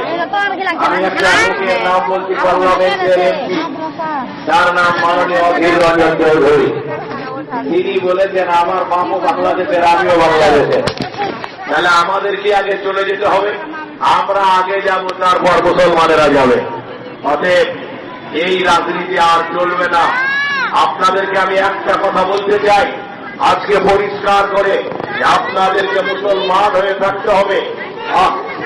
মুসলমান পরিচয় আইডেন্টি দিয়ে জোর করে আপনাকে বেঁচে থাকতে হবে। ইতিহাসটা মানুষকে জানান দেওয়া দরকার। কেন দরকার? মহাত্মা গান্ধীর নাম শুনেছেন? মহাত্মা গান্ধী, জওহরলাল নেহরুর নাম শুনেছেন? নেতাজি সুভাষ চন্দ্রের নাম শুনেছেন? রবি ঠাকুরের নাম শুনেছেন? এদের সব নাম শুনেছেন? এদের যেমন একটা ইতিহাস আছে, মুসলমানদেরও একটা ইতিহাস আছে। সেই ইতিহাসটা আজকে মানুষকে শোনাতে হবে। আমি আপনাদের বলেছিলাম মাদ্রাসা, একটা মৌলানার নাম আপনাদের জানাই। ভারতবর্ষে ব্রিটিশের বিরুদ্ধে আজাদী আন্দোলনে যিনি প্রথম লাল রক্ত দিয়ে কাজ করেছিলেন তিনি হচ্ছেন মৌলানা শাহ আব্দুল আজিজ দেহলভী রহমতুল্লাহ। আমি একটা মৌলানার নাম বলবো, মৌলানা হুসাইন আহমদ মাদানী। দ্বিতীয় নম্বর একটা মৌলানার নাম বলবো, মৌলানা মোহাম্মদ আলী, মৌলানা শওকত আলী, যাদের ইতিহাসটা আমাদের দেশের ইতিহাস থেকে বাদ দিয়ে যারা স্বাধীনতা আন্দোলন সারা জীবন করেনি, ব্রিটিশের দালালি বেইমানি করেছে, তাদের নাম স্বাধীনতার ইতিহাসে ঢুকিয়ে তাহলে ওলামাদের কলঙ্কিত করা হবে। এই জিনিস আপনি যদি কখনো মনে থাকে আপনার, আমি আপনাকে বলবো, আমি একটা আলেমের কথা সারা জীবন আমার বুক, তার নাম মৌলানা মোহাম্মদ আলী। তিনি ব্রিটিশের বিরুদ্ধে বক্তৃতা করতে গিয়ে গোলটেবিল বৈঠকে 5 ঘন্টা বক্তৃতা করতে গিয়ে বুকের তাজা বুক ঢেলে দিলেন, মরে গেলেন। ইতিহাস আমাদের কাছে হারিয়ে গেছে। পরিশেষে আজকের এই চাকুলিয়া দারুল হাদিস যে মাদ্রাসা, সেই মাদ্রাসার জলসাতে আপনারা এসেছেন। আপনাদের সামনে যদি বলা হয় কোরআন শরীফটা পরিবর্তন করতে হবে, আপনারা কি রাজি আছেন? যারা বলে রাজি আছেন। আপনাদের সামনে যদি বলা হয় হযরত মোহাম্মদ একজন দাঙ্গাবাজ লোক। আপনারা কি ভাবতে রাজি আছেন? যারা রাজি আছেন নিশ্চয়ই রাজি থাকার কথা নয়।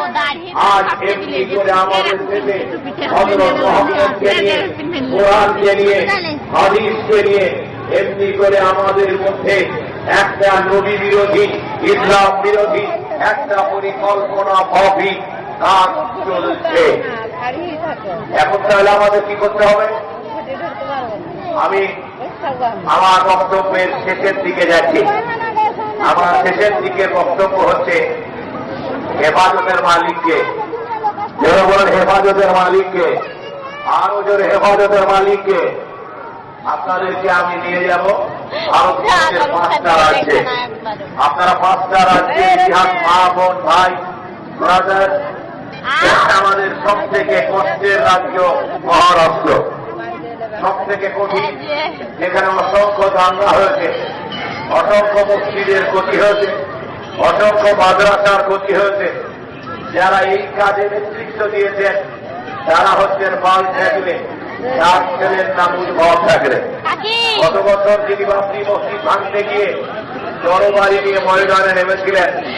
এই ছেলেটি আজকে একটা কথা বলেছে আমার সাথে সাম্প্রদায়িক রাজনীতি করেছি, আমি ওই রাজনীতিটা করবো না, আমি ধর্মনিরপেক্ষ রাজনীতি করবো। জনগণ আলহামদুলিল্লাহ, আমরা এই চরিত্র চাই।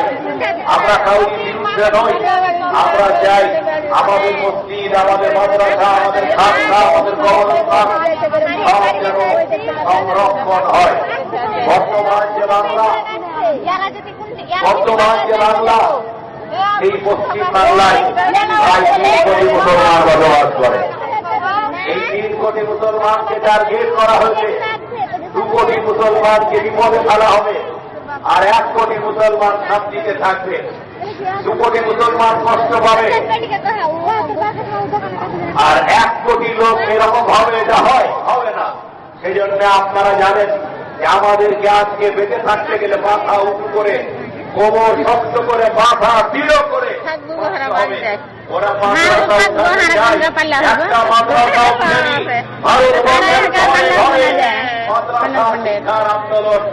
থাকবো তৈরি হয়েছে। আপনাদের চাকুলিয়া দারুল হাদিস মাদ্রাসা, এই মাদ্রাসার সুনাম কলকাতা পর্যন্ত গেছে।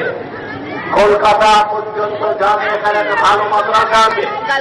আপনাদেরকে এই মাদ্রাসাটাকে রক্ষা করতে হবে। জীবনে টাকা পয়সা অনেক রোজগার করেছেন, সব টাকা পয়সা নিয়ে আপনি কবরে যেতে পারবেন না। আপনাকে আল্লাহ তাআলা টাকা পয়সা যা দিয়েছেন সেটা সমাজের কাজে, মানুষের কাজে, জনগণের কাজে ব্যয় করার জন্য দিয়েছেন। এই এলাকার চাকুলিয়াকে আমি মনে করি উত্তর বাংলা, উত্তরবঙ্গের, উত্তর দিনাজপুরের হাট স্পন্দন, তার উদাহরণ আমি পবিত্র কোরআন শরীফ হাতে নিয়ে আপনাদের জন্য দোয়া করতে চাই। আল্লাহ তাআলা লড়াই সংগ্রামের মধ্য দিয়ে বেঁচে থাকতে হবে। আমরা লড়াই সংগ্রাম দিয়ে বেঁচে আছি, আমরা যুগ যুগ ধরে বেঁচে থাকবো ইনশাআল্লাহ। একজন পর্বে প্রধান জীবনের রক্ত দিয়ে, অর্থ দিয়ে, সম্পদ একটা ভাই দাঁড়াতে পারবেন। আমি কিছু চাই না, আমি জানি চাকুরিয়ায় 10,000 টাকা দেওয়া ছেলে আছে, আমি জানি চাকুরিয়ায় 10,000 টাকা দেওয়া ছেলে আছে, আমি জানি চাকুরিয়ায় 5,000 টাকা দেওয়া ছেলে আছে।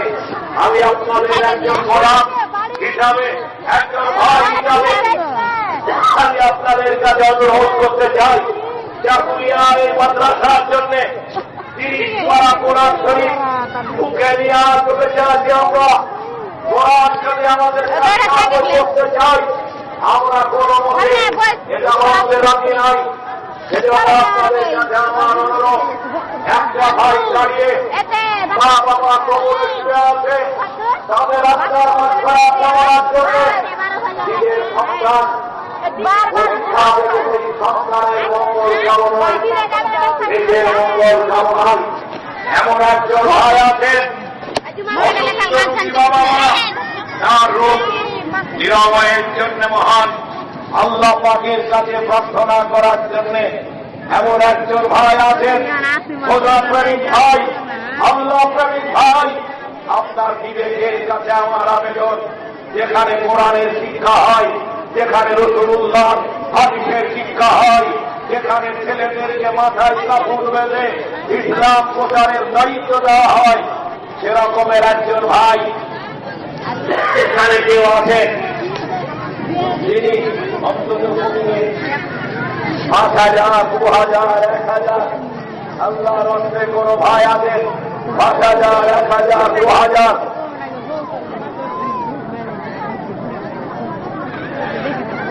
কেউ আছেন আল্লাহর রাস্তে কোন ভাই আছেন,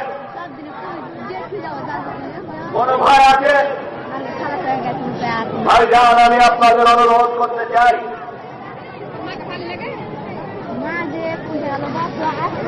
যারা আজকে এই সভা শুনতে এসেছেন, আমি তাদের বিনয়ের সাথে তাদের কাছে আবেদন করেছি যে আমাদের দিন ইসলামকে টিকিয়ে রাখা অন্যতম মাধ্যম হচ্ছে মাদ্রাসা।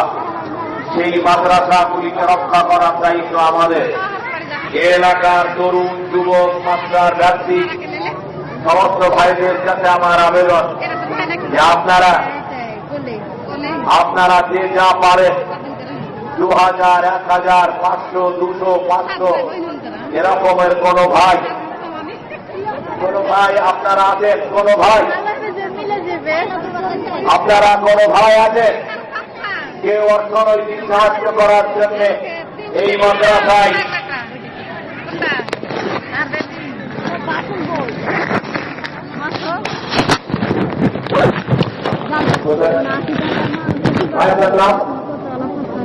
নুরুল ইসলাম ভাই, মনিরুল ইসলাম ভাই 1,000 টাকা দিয়েছেন, হায়াত আলী ভাই 1,000 টাকা দিয়েছেন, আর একজন ভাই 500 টাকা দিতে হয়। আপনারা তো বসেন, সহযোগিতা করেন। ভাই আপনার নাম কি? মোহাম্মদ শামসুজ্জোহা ভাই 1,000 টাকা দিয়েছেন, বেনামি 100 ভাই 600 টাকা দিয়েছেন, আর একজন ভাই 100 টাকা দিয়েছেন। আমি 30 জন ভাইয়ের কাছে, ব্যক্তিক ভাই, চাকরিজীবী ভাই, বুদ্ধিজীবী ভাই,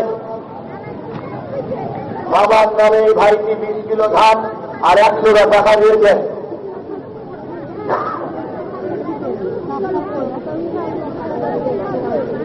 আর একজন ভাই 200 টাকা দিয়েছেন। ভাইজান, আপনারা যারা, আপনাদেরকে বলি যে আপনারা আজকের এই সভা যারা শুনতেছেন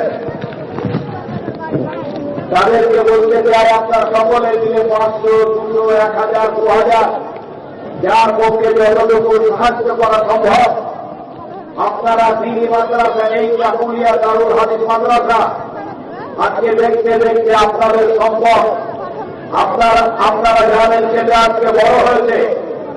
সেই বড় মাদ্রাসাকে আরো বড় করতে হবে। যদি আলেম ওলামা তৈরি না হয়, সমাজে অন্যায় অশান্তিতে ভরে যাবে। নীতি নৈতিক শিক্ষা দেওয়ার কেউ থাকবে না। আপনার বাড়িতে সেই ছেলে মেয়ে দরকার। সেজন্য আমরা আপনাদের অনুরোধ করে বলব যে আপনারা এলাকায় ধান দিতে পারেন, টাকা দিতে পারেন, অর্থনৈতিকভাবে সাহায্য করতে পারেন। সকল ভাইদের কাছে এই অনুরোধটা আমরা রাখতে চাই যে 30 জন ভাই অন্তত পক্ষে আপনারা সাহায্যের জন্য এগিয়ে আসবেন। আপনারা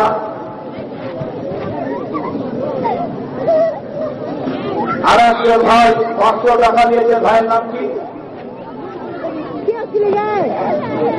আসাদুল ভাই 500 টাকা দিয়েছেন।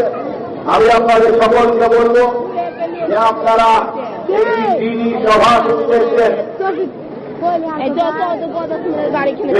একটা ভাই 500 টাকা দিয়েছেন, আর একটা ভাই 50 টাকা দিয়েছেন, আর একটা ভাই 50 টাকা দিয়েছেন, আর একটা ভাই 500 টাকা দিয়েছেন, আর একটা ভাই 100 টাকা দিয়েছেন। আমি একলা থাকবো, না না ওরা যে আর একটা ভাই 500 টাকা দিয়েছেন। আচ্ছা ভাই, আমি চড়িয়ে দিচ্ছি। আমরা যারা আছি গাড়ি কিনবো ভাই তোমার করি আল্লাহুম্মা আমিন। আল্লাহুম্মা আমিন। রব্বানা যালামনা أنفسنا وإن لم تغفر لنا وترحمنا لنكونن من الخاسرين আল্লাহ ভাই যারা টাকা পয়সা দিচ্ছে যারা দিবে আল্লাহ সকলের জন্য দোয়া করছে আল্লাহ যে নিয়তে দান করেছে আল্লাহ সেই নিয়তগুলি আল্লাহ সকলের পুরা করে দাও মাবুদ সকলের পুরা করে দাও আল্লাহ মাহফিলকে কবুল করো অনেক ভাই অনেক টাকা দান করেছেন সে দানকে কবুল করো আমি ওয়া করে দেওয়া না আলহামদুলিল্লাহ রাব্বিল আলামিন আর একটা ভাই 100 টাকা দিয়েছে আর একটা ভাই 100 টাকা দিয়েছে আপনারা যারা এসেছেন আজকে সভাতে তাহলে সকলকে বলে আর একটা ভাই 50 টাকা দিয়েছেন সকল ভাই সব ভাইকে অনুরোধ করো আচ্ছা একজন মা এখানে রূপা মুদাই দিয়েছে চাঁদি বলে আর একটা ভাই 100 টাকা দিয়েছেন আর একজন ভাই 100 টাকা দিয়েছেন আপনারা ভাই সকলে হাত তুলে আর একটা ভাই 100 টাকা দিয়েছেন আর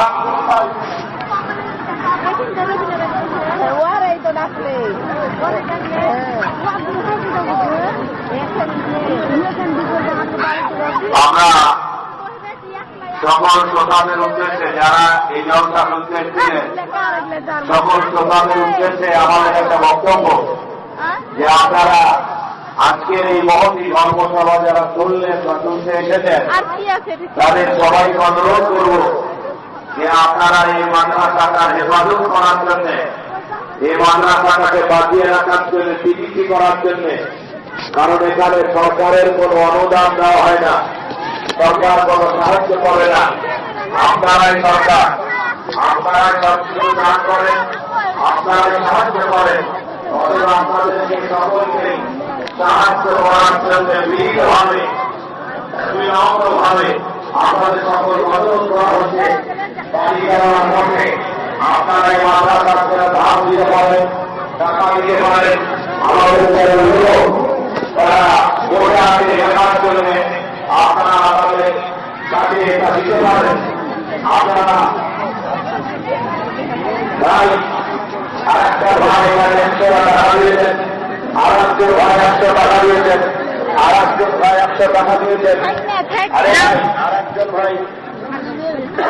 একজন ভাই 100 টাকা দিয়েছেন আর একজন ভাই 100 টাকা দিয়েছেন ভাই যুবক ভাই তরুণ ভাই আমরা সকলকে আর একজন ভাই 400 টাকা দিয়েছেন না 400 না 600 টাকা দিয়েছেন না 800 টাকা 800 আর একজন ভাই 800 টাকা দিয়েছেন আর একজন ভাই দাদুরা দিয়েছেন আপনাদের কাছে বলি ভাই একজন গ্রামে হাতটা ঢুকিয়ে মাদ্রাসার জন্য বাবা অনেক জমি রেখে গেছে বাবা মা অনেক সম্পদ রেখে গেছে তারা আপনাদের কিছু নেয় না তাদের রুহের মাধ্যমে আক্রমণের জন্য আত্মার শান্তির জন্য আপনাদের সকলের কাছে অনুরোধ যে আপনারা আর একজন ভাই 100 টাকা দিয়েছেন আর একজন ভাই 50 টাকা দিয়েছেন এমনি করে সকল ভাইদের অনুরোধ করা হচ্ছে যে আপনারা আর একজন ভাই এখানে 50 টাকা আছে আপনারা এখনো যারা দেননি সাহায্যের হাত তাদের বাবার জন্য অনুরোধ করছি আর একজন ভাই 50 টাকা দিয়েছেন আর একজন ভাই দাঁড়িয়ে আছে সকল ভাইদের বলি বাবু পয়সা করি জিলাপি পুরি আপনারা খাবে কিন্তু মাদ্রাসার জন্য আপনাদের সাহায্য আর একটা ভাই নাম কি ভাই 500 টাকা দিয়েছেন আর 50 টাকা দিয়েছেন আপনাদের সব ভাইকে বলবো এখনো যারা দাঁড়িয়ে আছেন অনেকেই এই মাদ্রাসার জন্য সাহায্য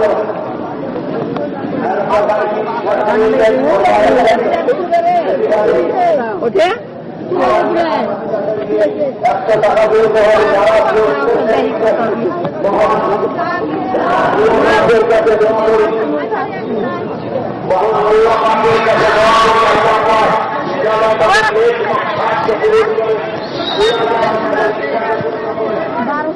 আছে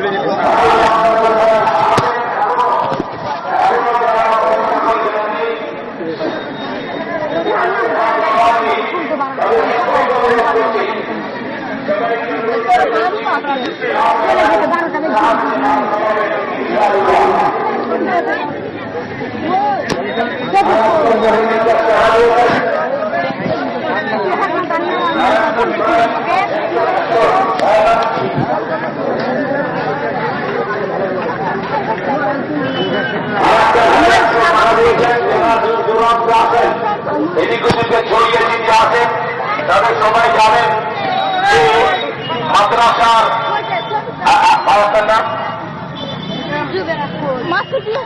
একরামুল ভাই 500 টাকা দিয়েছেন, আরামজন ভাই 100 টাকা দিয়েছেন, আরামজন ভাই 100 টাকা দিয়েছেন। আমি সকল ভাইদেরকে বলবো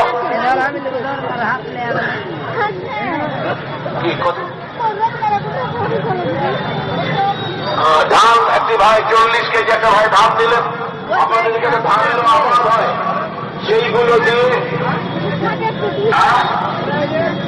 200 টাকা মাইনুল হক ভাই 200 টাকা দিয়েছেন। এমনি করে যারা আছেন সমস্ত ভাইদেরকে বলবো যে সমস্ত ভাইদেরকে বলবো ভাই যে আপনারা সাহায্যের হাত বাড়ান। এই একটা ভাই আসছে, আর একটা ভাই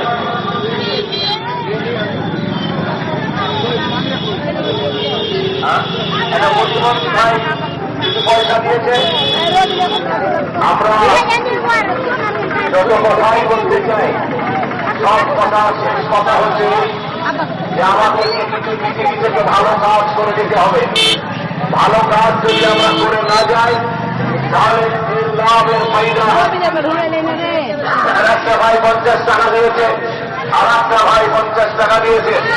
সমস্ত ভাইদেরকে বলবো হাত খরচা থেকে আপনি 50, 100, 10, 20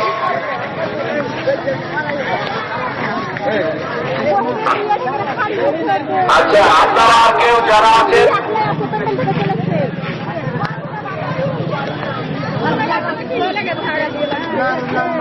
আচ্ছা ভাই আপনারা আজকের এই কর্মসভা যেটা জলসা